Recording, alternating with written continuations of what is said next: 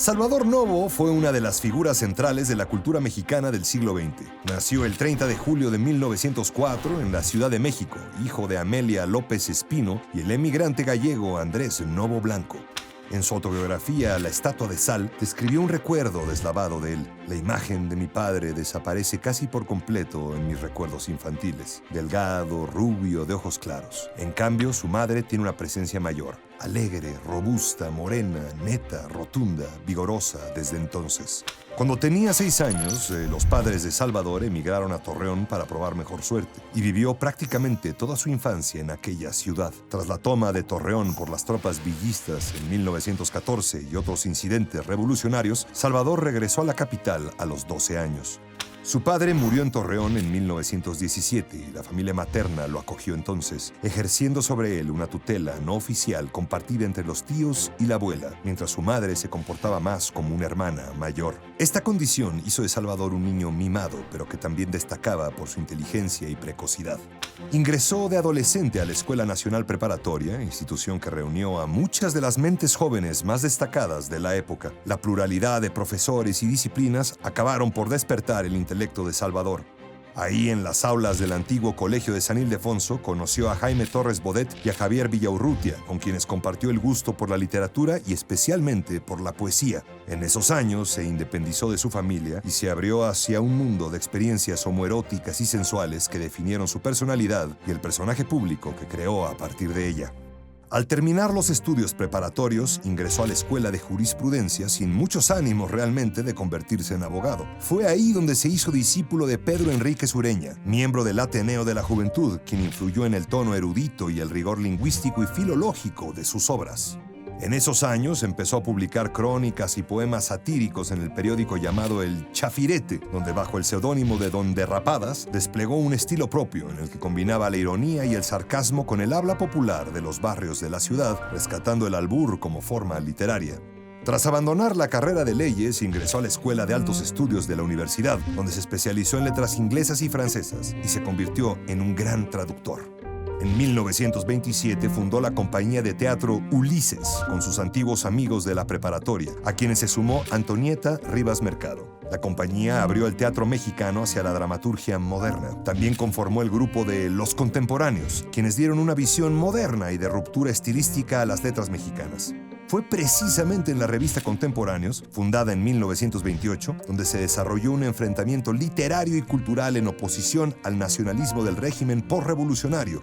Novo se destacó por un ácido sentido del humor que resultó especialmente provocativo para la conservadora sociedad mexicana de la época. En 1934 publicó en francés su primera obra, El Tercer Fausto, donde retomó el mito del alquimista medieval para transformarlo en una historia de amor homosexual y venta del alma al diablo.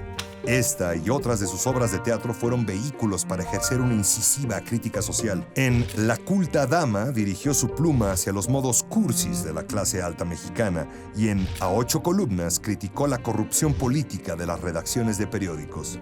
En su dramaturgia buscó también recrear situaciones cercanas a los clásicos, como fue el caso de La Guerra de las Gordas, donde hizo un paralelo entre el Tlatelolco prehispánico y la Ciudad de México de los años 50 para mostrar la hipocresía social.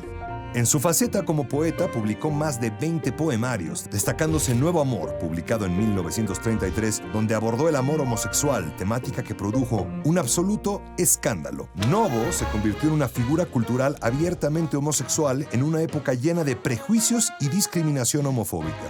Polifacético, Novo fue uno de los pioneros de la publicidad, al sumarse en 1944 a la agencia de Augusto Elías, donde se encargó por años de campañas de bebidas alcohólicas, cervecerías y de la enciclopedia Espasa Calpe.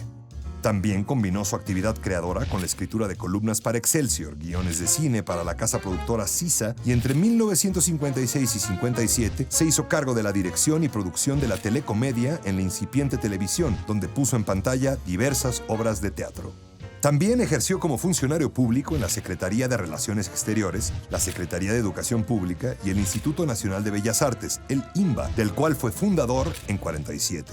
Aunque estos puestos lo acercaron a la cultura oficial, siempre mantuvo una actitud crítica ante la política y los políticos. De su paso por la dirección de teatro del IMBA, surgió el apoyo hacia dramaturgos mexicanos como Emilio Carballido, Sergio Magaña, Luisa Josefina Hernández y Rodolfo Usigli, aunque finalmente rompería públicamente con este último.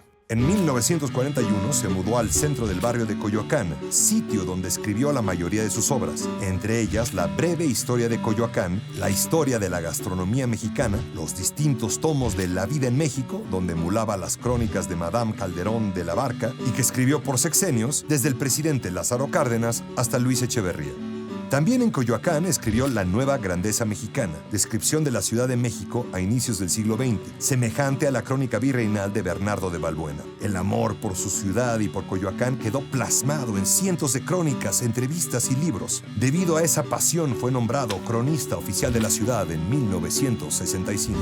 En 1950 adquirió un predio en la calle de Madrid, en la Colonia del Carmen en Coyoacán, donde levantó su propio teatro y proyecto cultural bajo el nombre de La Capilla. Este sitio es un referente hasta el día de hoy para géneros teatrales como la sátira política, la comedia y el cabaret. Para Novo, solo su amor por la literatura y la ciudad compitieron con su devoción por la cocina mexicana. Con este tema nos legó historias, crónicas y también algunas célebres recetas. Así nacieron delicias como el espagueti en salsa de huitlacoche, la sopa María Candelaria de flor de calabaza y chile poblano, el huachinango en caldillo de chipotles, la carne de res en hierbabuena o el mousse de mamey. Todo su ingenio gastronómico se expresó en el comedor de su casa y en el pequeño restaurante del teatro La Capilla, llamado muy adecuadamente el refectorio. Salvador Novo también fue un destacado profesor universitario en la Facultad de Filosofía. Se le eligió miembro de la Academia Mexicana de la Lengua en 52 y en 67 se le concedió el Premio Nacional de Literatura y Lingüística. El 13 de enero de 1974, Salvador Novo falleció en su querida Ciudad de México y se le sepultó en el Panteón Jardín. Con gratitud a su gran legado se le hicieron homenajes y algunas escuelas en distintas partes del país recibieron su nombre. La calle donde vivió en Coyoacán sería bautizada también como Salvador Novo.